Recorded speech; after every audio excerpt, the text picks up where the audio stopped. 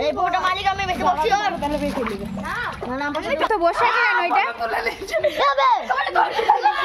কেন এটা ছাড়বি পারবি না জলের মধ্যে পারবি বেশি এই ঘটে ধর ছাড় এবার ছাড় তো পারবি তুই দেখো মাছ পেয়েছি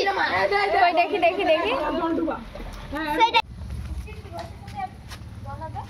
এ দে মাছ ছোট ছোট দুটো মাছের কতগুলো খরিদ্দার